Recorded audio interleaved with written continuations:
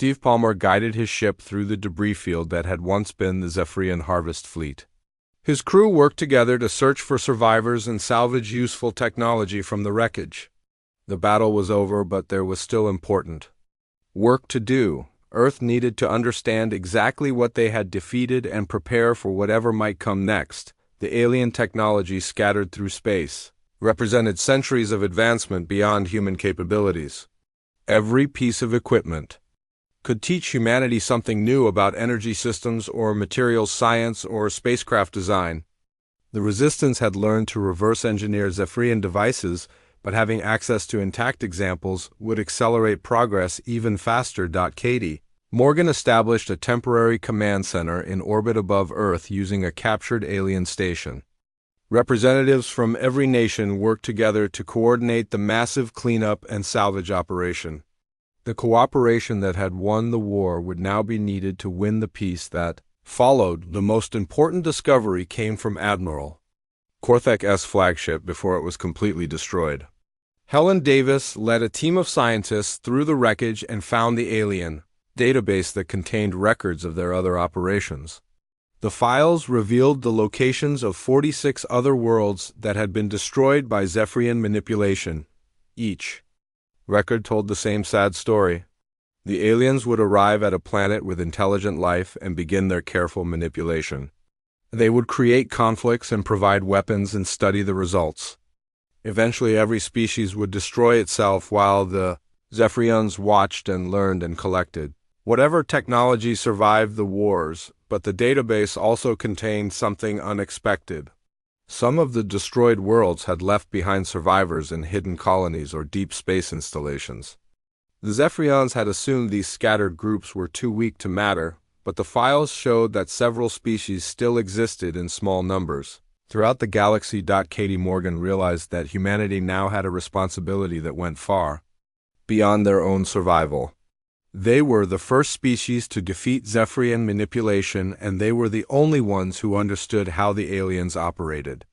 Earth could offer hope and help to other species who might be facing the same threats. The reconstruction of Earth began immediately, but it was unlike any rebuilding effort in human history. There were no national boundaries to restore because the Resistance had operated without regard for old political divisions. Instead of rebuilding separate countries, humanity began creating something entirely new. The United Earth government was formed by representatives who had already been working together for months. They established centers of learning and industry that drew talent from across the planet. Former enemies became partners in massive projects to rebuild cities and restore damaged ecosystems. Alien technology made the reconstruction faster and more complete than anyone had expected. Energy systems that had powered Zephyrian ships could provide clean power for entire continents. Material science learned from alien equipment allowed the construction of buildings and vehicles that were stronger and lighter than anything humans had built before. Tony Adams led the effort to design Earth's first interstellar spacecraft.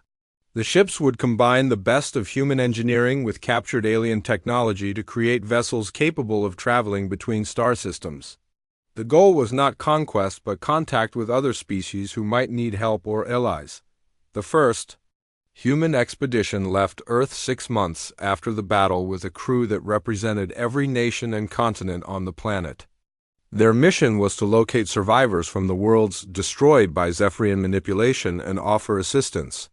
They carried technology and knowledge that could help rebuild civilizations. Communication networks were established to maintain contact with Earth and coordinate relief efforts across multiple star systems. Each expedition ship became a mobile base for humanitarian operations that could provide aid to refugees or help defensive preparations on threatened worlds. The galaxy was larger and more dangerous than humanity had realized. The Zephyrians were not the only threat that intelligent species faced.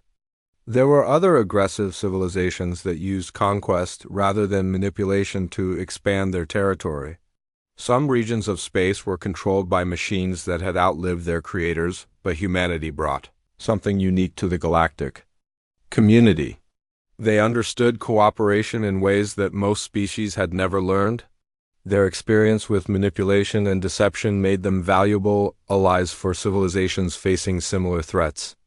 Their willingness to help strangers created friendships. Across species barriers, Earth became a center for refugees and diplomats from dozens of different worlds. The planet that had almost destroyed itself through alien manipulation became a symbol of hope for species facing their own challenges. Human representatives traveled throughout the galaxy carrying a simple message about the power of unity. Children growing up in the new world learned about the great deception in their history. Classes. They studied how their species had nearly fallen into the trap that had destroyed so many others. They learned about the importance of cooperation and the dangers of allowing fear to divide communities. The lesson was simple but powerful. Divided we fall, but united we stand. Humanity had learned this truth through suffering and sacrifice, but they had learned it well enough to share it with others. The species that had been manipulated into fighting each other had become teachers and protectors for an entire galaxy. Space stations orbited Earth carrying representatives from allied species who came to study human methods of cooperation and conflict resolution. Trade networks connected Earth to distant worlds, creating prosperity that benefited everyone involved. Military alliances provided mutual defense against threats that no single species could face alone. The Zephyrian manipulation had ended, but its effects continued to shape human civilization in positive ways. The shared experience of being deceived and nearly destroyed created bonds between former enemies that were stronger than any treaty. The knowledge that they were stronger together than apart became the foundation of everything they built. Earth's children spread across the galaxy carrying the values they had learned from their parents' struggles. They established colonies and research stations and diplomatic outposts that extended human influence through peaceful means. Wherever they went, they offered the same gift their species had received from suffering together. The galaxy would never be completely safe or peaceful, but it was no longer alone. Humanity had survived the test that destroyed other species, and they were determined to help others survive it too. The war was over, but the greatest adventure in human history was just beginning. The Zephyrian Harvest Fleet arrived exactly as Helen Davis had predicted. Massive ships appeared in Earth's orbit carrying technology designed to strip entire planets clean of resources and life. Admiral Korthak himself descended from the flagship to personally oversee what should have been a simple collection operation on a broken world. Katie Morgan waited for him in the ruins of the United Nations building in New York. The building had been carefully damaged to look like a casualty of human warfare, but the structure was still sound enough for an important meeting. She brought representatives from major nations who were supposed to be at war with each other. The meeting was staged perfectly. As Korthak's shuttle landed, the human representatives were arguing loudly about territory and resources. American delegates shouted at Chinese officials. European leaders accused Russian commanders of war crimes. African and South American representatives demanded compensation for damages. It looked like a species too divided to mount any serious resistance. Korthak stepped out of his ship with the confidence of someone who had done this 46 times before. He was tall and elegant with crystalline skin that reflected light in strange patterns. His voice carried clearly through translation devices as he began the speech he had given on every other world. The Admiral explained that humanity had failed to evolve beyond primitive warfare. Despite receiving advanced technology and guidance from the Zephyrians, they had chosen to destroy themselves instead of joining the galactic community. The harvest would be a mercy that would end their suffering while preserving their useful innovations. Katie Morgan listened to the familiar lies with a calm expression while her heart raced with anticipation. Around the world, hundreds of thousands of resistance members waited for the signal that would change everything. Hidden weapons systems powered up in underground bunkers. Disguised spacecraft prepared to reveal their true capabilities. Former enemies checked their equipment one final time. The Admiral was halfway through his speech when Katie gave the simple hand signal that ended the greatest deception in human history. Across the planet, resistance cells received the same two-word message that they had been waiting months to hear. Operation Unity was finally beginning. The first sign that something was wrong came from the Zephyrian ships in orbit. Weapon systems that they had not detected began locking onto their vessels. Energy signatures appeared from locations that their sensors had shown as empty ruins. The orbital surveillance network that had been monitoring Earth for over a year suddenly revealed that they had been watching in elaborate performance underground facilities that the aliens had never suspected opened their doors and launched fighters into the sky. Weapons factories hidden beneath destroyed cities sent up squadrons of hybrid aircraft that combined human design with captured alien technology. Military units that were supposed to be fighting each other turned their guns toward the sky instead. Admiral Korthik realized the truth within minutes, but those minutes were enough. The humans had used every moment of their staged war to prepare for this battle. They had turned alien surveillance against itself by feeding false information through captured communication systems. They had built an entire military force in the shadows while pretending to destroy themselves. The space battle began as human fighters engaged the Zephyrian fleet using tactics that no alien commander had ever seen before. Earth's defenders did not fight like any single human nation. They combined strategies and techniques from every military tradition on the planet. They used creativity and desperation in ways that more advanced species had forgotten. Steve Palmer piloted the first human starship to engage the enemy flagship. His crew included former enemies who now worked together as smoothly as if they had trained together for years. The ship itself was a testament to human cooperation, combining design elements from every major aerospace program on Earth. The vessel used engines that merged human engineering with alien power systems. Its weapons fired energy beams that had been improved beyond anything the Zephyrians had given to any single nation. Its armor incorporated materials and techniques from dozens of different sources. It was something entirely new that the aliens had not expected to face. The battle was fierce, but shorter than anyone had predicted. The Zephyrians had expected to face scattered resistance from primitive weapons.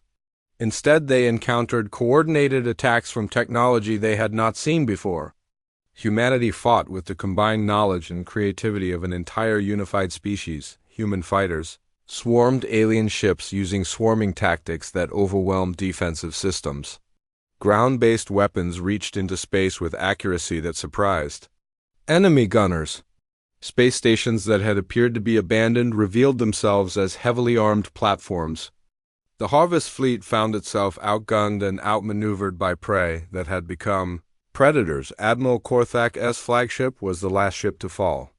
Surrounded by human vessels and taking fire from all directions, the massive alien ship began to break apart under concentrated assault. As his command center filled with smoke and sparks, the admiral transmitted a final message to the human fleet. His words carried a mixture of surprise and grudging respect. He told Katie Morgan that humanity was supposed to have destroyed itself, like every other species had done. The Zephyrians had perfected their manipulation techniques through dozens of successful operations. No species had ever survived their intervention before. Katie's response was broadcast across the solar system on frequencies that every surviving alien ship could receive. Her voice was calm but carried the strength of an entire species behind it. She told the dying admiral that humans were not like every other species.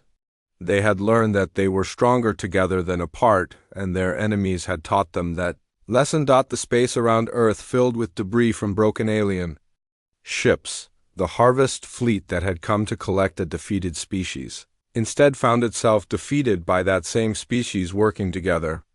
Some Zephyrian vessels tried to escape, but human fighters followed them beyond the edge of the solar system to make sure they would never return. In the aftermath, as rescue ships collected alien survivors and human casualties counted their losses, Katie Morgan stood again in the ruins of the United Nations building. But this time she was not alone, and she was not pretending. Representatives from every nation on Earth stood with her as they planned for a future that none of them had dared to imagine just hours before. Katie Morgan stood in the command center, buried deep beneath the Rocky Mountains, and watched displays showing fake battles across the globe. The war on the surface had to continue looking real while the real work happened in hidden bases like this one. 6 months had passed since the formation of the United Earth Resistance and they were running out of time. The aliens were getting impatient. Their transmissions to Earth spoke of disappointment with humanity's progress toward self-destruction. They had expected the war to be over by now, with most of the population dead and the survivors too weak to resist harvesting. Instead, the conflict seemed to be dragging on without a clear winner. Tony Adams led the most important project in human history from a laboratory complex carved into an extinct volcano in Iceland. His team included the brightest engineers and scientists from every nation on Earth. They worked together using alien technology to build weapons and ships that could fight the Zephyrians on equal terms. The challenge was enormous. Human technology was centuries behind alien capabilities in most areas, but humans had advantages the aliens did not expect. They were creative and desperate and willing to take risks that a more advanced species might consider foolish. They combined alien science with human ingenuity in ways that produced surprising results. Tony's team reverse-engineered captured Zephyrian equipment piece by piece. They learned how energy weapons worked and built better versions. They studied alien armor and designed improvements. They analyzed spacecraft systems and created hybrid vessels that used both human and alien technology. Every breakthrough was shared instantly across the Resistance network. Scientists in hidden labs around the world contributed to each project. Engineers in underground factories mass-produced new designs. The cooperation between former enemies produced innovations that no single nation could have achieved alone. Helen Davis worked in a secret facility buried beneath the Sahara Desert. Her team focused on the most crucial discovery of the war. They had learned that the Zephyrians were not just studying human warfare for entertainment. They were waiting for humanity to reach a specific level of technological development before beginning the final harvest. The aliens had done this 46 times before on other worlds. They would arrive at a planet with intelligent life and provide just enough technology to accelerate military development. They would create conflicts that forced rapid innovation while keeping the population divided. When the surviving technology reached useful levels, they would harvest everything and everyone. Helen's research showed that Earth was almost ready for harvesting. The combination of human engineering and alien technology had reached the threshold the Zephyrians were waiting for. In approximately 6 months they would begin the final phase of their plan. Humanity had that long to prepare for a battle they could not afford to lose. The Resistance used captured alien communication systems to feed false information back to the Zephyrian fleet. Every report indicated that humanity was becoming more divided and savage. The data showed increasing casualties and decreasing cooperation between nations. The aliens saw exactly what they wanted to see while the truth remained hidden. In reality, humanity was transforming in ways that had never happened before in their history. Former enemies shared resources without counting the cost. Scientists collaborated without worrying about patents or national secrets. Soldiers fought side by side regardless of the flags they had once served. The species that had been manipulated into destroying itself was becoming something stronger instead. The deception required constant attention to detail. Every fake battle had to produce believable wreckage and casualties. Every staged atrocity had to look genuine from alien surveillance systems. The Resistance had to appear weak and divided while secretly becoming more unified and powerful than any human organization in history. Underground cities grew beneath the Earth's surface. Hidden factories produced weapons and equipment around the clock. Secret training facilities prepared mixed units of former enemies to fight as coordinated teams. Communication networks connected Resistance cells across continents and oceans. Slowly and carefully, humanity was preparing for the fight of their lives. The most dangerous part was maintaining operational security. Every Resistance member knew that capture meant not just their own death, but potentially the exposure of the entire operation. Alien technology could extract information from human minds, so anyone taken prisoner became a threat to everyone else. Special protocols were developed. to protect vital information. Only a few people knew the complete plan. Communication used codes that changed daily. Key facilities were designed to be destroyed quickly if discovery seemed likely. The resistance operated like a single organism with many parts, but each part protected from the others. Military units practiced new tactics in hidden training grounds. Mixed teams of Americans and Russians and Chinese and Europeans learned to fight together using hybrid technology. They developed strategies that combined human creativity with alien capabilities. They prepared for battles in space and on the ground and in the depths of the oceans. The deadline approached faster than anyone wanted. Intelligence reports indicated that the Zephyrian Harvest fleet was larger than expected. They had brought equipment designed to strip entire planets of resources and population. They expected to find a broken humanity ready for easy conquest, but they would instead face a unified resistance fighting for survival. Katie Morgan knew that humanity would get only one chance to surprise their enemies. If the resistance was discovered too early, they would be destroyed before they could strike back. If they waited too long, the aliens would begin harvesting before humans were ready to fight. The timing had to be perfect. Secret messages went out to resistance cells around the world. Final preparations began in hidden bases and underground cities. Weapons were distributed to teams that had trained together for months. Communication networks were tested and backup systems activated. Humanity prepared to reveal the truth about what they had become, while their enemies still believed the lies they had been told. Ben Carter had been fighting for 6 months when everything changed. He was leading a patrol through the ruins of Detroit when Zephyrian ships appeared overhead and began dropping bombs on both sides of the battle. The aliens claimed they were trying to stop the fighting, but their weapons hit everyone equally. Ben and 3 Chinese soldiers found themselves trapped together in a collapsed subway tunnel. The enemy soldiers looked as scared and confused as Ben felt. None of them spoke the same language, but fear was something everyone understood. They worked together to move heavy concrete blocks and clear a path through the rubble. When one of the Chinese soldiers was hurt by falling debris, Ben used his medical kit to help him. One of the soldiers had a translation device that the aliens had provided to all armies. Through the crackling electronic voice, Ben learned something that changed everything. The Chinese troops had been told that America was planning to invade their homeland. They had been shown fake evidence of American military buildups and attack plans. They were fighting to protect their families from a threat that did not exist. Ben realized that he had been told similar lies about Chinese expansion and aggression. Both sides were fighting an enemy that was not really their enemy. They were killing each other to protect against threats that the aliens had made up. The real enemy was watching from space and collecting data while humans destroyed themselves. When they finally dug their way out of the tunnel, Ben did something that would have been impossible a few months earlier. He helped the Chinese soldiers reach their own lines safely. Before they parted ways, they shared information about alien technology and tactics. They agreed to spread the word about what they had learned. Samantha Wells operated a radio station from a hidden bunker in the mountains of Colorado. She had been broadcasting news and emergency information to survivors across North America. When she received Ben's report about the lies and manipulation, she knew she had to act. She began transmitting on frequencies that could reach multiple countries. Samantha's broadcasts carried a simple but powerful message. The aliens were lying to everyone. The threats that each nation feared were fake. The real enemy was in space, watching humanity destroy itself.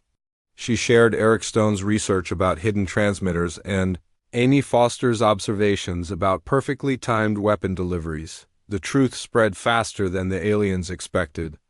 Soldiers in bunkers and shelters around the world began comparing the messages they had received. They discovered that every army had been given similar warnings about different enemies. Every nation had been told they were about to be attacked by neighbors who had been told the same thing about them. Underground networks began forming between former enemies. American soldiers shared supply locations with Russian troops. European medics treated wounded Asian civilians. African engineers helped Australian forces repair damaged equipment. The war continued on the surface, but beneath the ground, a new kind of cooperation was growing. Danny Roberts had been a colonel in the American Air Force before the war began. Now he was something new. He organized the first secret meeting between military leaders from different nations in an abandoned mine shaft in Montana. Representatives from 12 countries attended, risking their lives to get there. The meeting was tense at first. These men and women had been fighting each other for months. They had lost friends and comrades to weapons provided by the other side. But as they shared information about alien manipulation, the anger shifted away from each other and toward their true enemy in space. They learned that the Zephyrians had been playing the same game on 47 other worlds. Every planet had been divided against itself and given weapons to fight with. Every species had destroyed itself while the aliens watched and studied and harvested the technology that survived the wars. The representatives made a decision that day that would change the course of human history. They agreed to form a secret alliance that transcended national boundaries. They called it the United Earth Resistance and gave themselves a new mission. Instead of fighting each other, they would work together to fight the aliens. The deception had to be perfect. On the surface, the war would continue exactly as before. Battles would be fought and territory would change hands and casualties would be reported. But underneath the fake war, a real resistance would be preparing for the final battle. Against humanity's true enemy, Katie Morgan had been a general in the United States military, but now she was something more important. The representatives elected her as Supreme Commander of the United Earth Resistance. Her job was to coordinate the greatest deception in human history, while preparing for a war against an enemy with technology centuries ahead of their own. The resistance began slowly and carefully. Small groups of soldiers from different armies would stage fake battles during the day and share resources at night. Engineers from former enemy nations worked together in hidden laboratories to study alien technology. Scientists who had been competitors became partners in secret research projects. Communication networks were established using captured alien equipment modified to avoid detection. Supply lines were created to move weapons and equipment between resistance cells without alerting the aliens. Training programs were developed to teach former enemies how to fight together as a unified force. The most dangerous part was maintaining the illusion that humanity was still divided. Every fake battle had to look real from space. Every staged conflict had to produce believable casualties and destruction. The aliens had to continue believing that their manipulation was working perfectly. Months passed as the resistance grew stronger. Hidden bases were carved out of mountains and deep underground caverns. Weapons factories were built in abandoned mines and subway tunnels. Communication centers were established in bunkers beneath ruined cities. Slowly and secretly, humanity was uniting in ways that had never been possible during peacetime. The aliens had intended to divide and weaken humanity, but they had accidentally created something unprecedented. The shared suffering and common enemy had broken down barriers that had existed for thousands of years. Former enemies were becoming brothers and sisters in arms, preparing for a battle that would determine the survival of their species.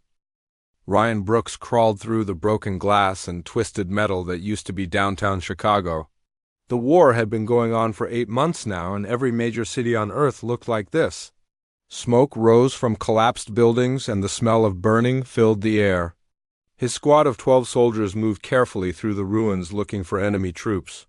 The enemy was not always the same. Sometimes they fought Russian soldiers with energy weapons. Sometimes they faced Chinese troops with hover tanks. Sometimes they battled European forces with plasma rifles.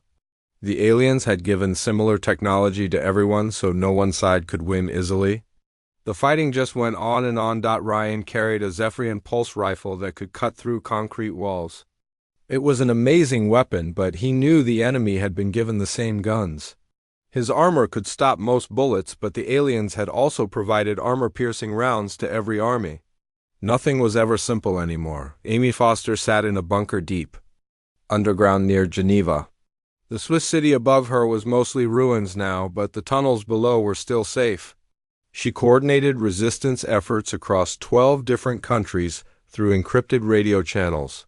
Her job was to keep track of which armies were fighting where and help survivors find safe places to hide. Amy had noticed something strange about the alien technology. Every time one side started winning a battle, new weapons would appear with their enemies. When American forces pushed deep into enemy territory, the other side would suddenly have better shields. When European armies broke through defensive lines, their opponents would get more powerful guns. The timing was too perfect to be coincidence. Eric Stone used to teach at a famous university, but now he worked in a hidden laboratory under the mountains of Colorado. He spent his days taking apart alien devices and trying to understand how they worked. What he found disturbed him more each day. Every piece of Zephyrian technology contained tiny transmitters that sent information back to the alien ships. The transmitters reported everything. They tracked how humans used the weapons and how effective different tactics were in battle. They measured stress levels and psychological responses to combat. They recorded conversations between soldiers and monitored command decisions.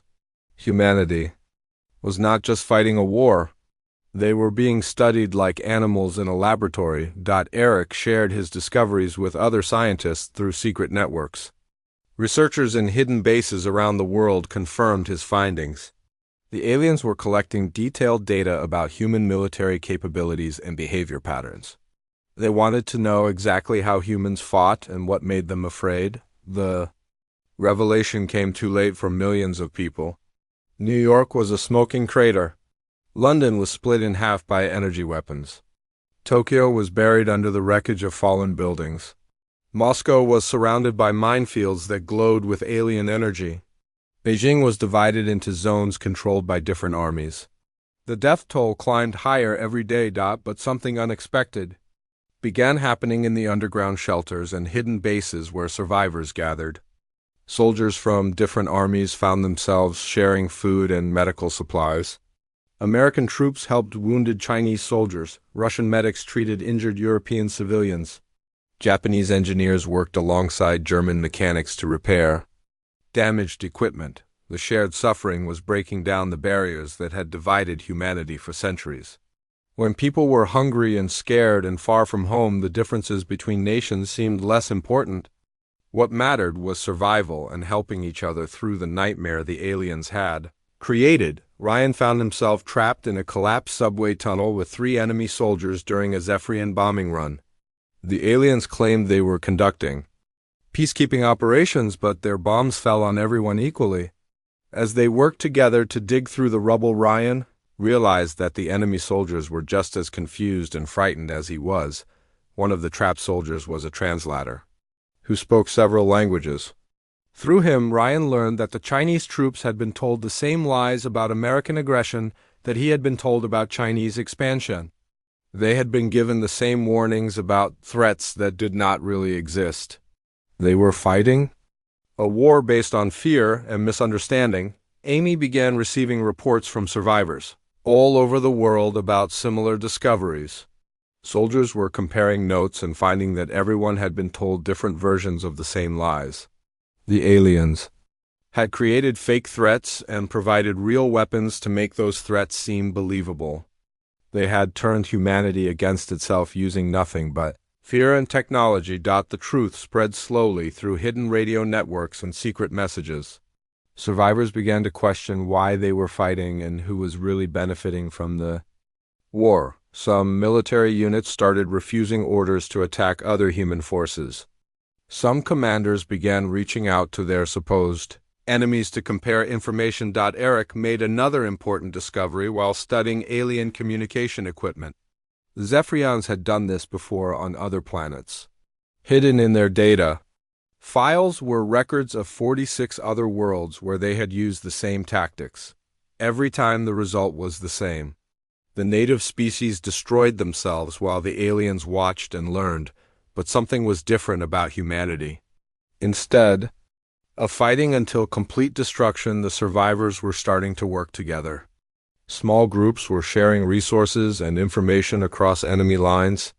Former enemies were protecting each other from alien bombing runs. The species that was supposed to destroy itself was beginning to unite instead. The aliens had made one crucial mistake. They had underestimated the human ability to adapt and learn from suffering.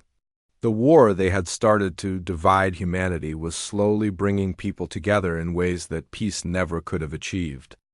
Jake Morrison stood in the control room of the Earth Defense Station and watched the screens with growing worry. The alien ships had appeared 3 days ago without warning. They came from beyond the outer planets and stopped just outside Earth's moon.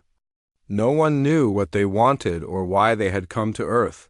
The aliens called themselves Zephyrians. They looked tall and thin with skin that seemed to shine like crystal. Their voices were soft but carried clearly through every radio and television.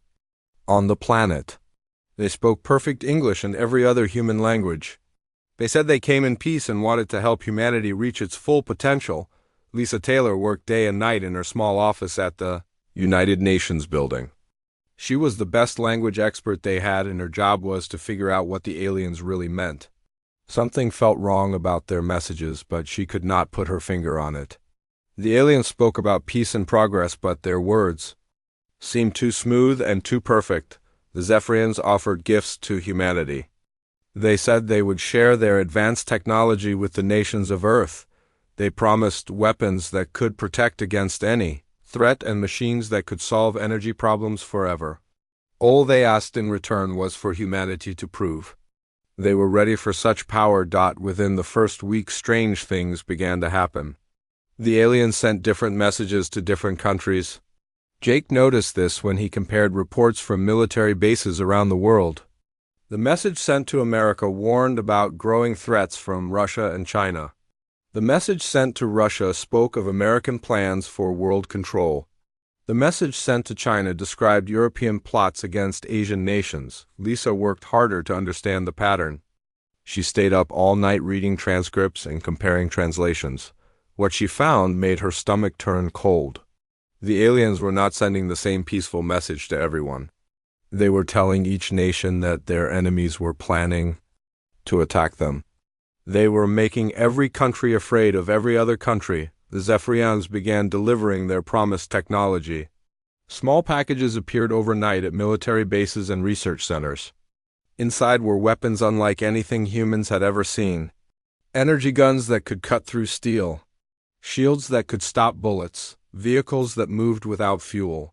But each nation only got certain types of weapons and never enough to feel completely safe. Within 3 weeks, the first shots were fired. A border dispute between two small countries turned violent when both sides used alien weapons. The fight was small but deadly. Both sides blamed the other for starting the violence. The aliens expressed sadness about the conflict but continued to provide more weapons to both sides. Jake began to see the bigger picture. He called meetings with other military leaders but found that everyone was too busy preparing for war to listen. Each country was convinced that their neighbors were about to attack. The alien gifts made everyone stronger, but also made everyone more afraid. Lisa made a breakthrough in her research. Hidden in the alien transmissions were tiny signals that most people could not detect. These signals carried detailed information about human military strength and psychological responses. The aliens were not just giving gifts. They were studying how humans reacted to fear and weapons. The situation got worse quickly. Old enemies began mobilizing their armies. Allies started looking at each other with suspicion. Trade stopped between many nations. The news was full of reports about military buildups and threatening statements from world leaders. Everyone was getting ready for a war that nobody really wanted but everybody expected. The aliens watched from their ships and continued to send helpful messages. They offered to mediate between nations and provide peacekeeping forces. But their mediation always seemed to make things worse. Their peacekeeping technology somehow ended up in the hands of both sides of every conflict. Jake realized that this was not an accident. The aliens were doing this on purpose. They wanted humans to fight each other. They were providing just enough weapons to keep any war balanced and deadly, but not enough for anyone to win quickly. They were turning Earth into a testing ground. By the end of the first month, the world was on the edge of total war. Every major nation had received alien technology, and every major nation was preparing to use it against their neighbors. The news showed massive military exercises and angry speeches from world leaders. Fear had replaced hope in the hearts of most people on Earth. The Zephyrians announced that they were saddened by humanity's violent nature, but would continue to try to help. They promised more advanced technology to any nation that could prove they deserved it. What they did not say was how they planned to judge who deserved their gifts. The test had already begun, and humanity was failing exactly as the aliens had planned.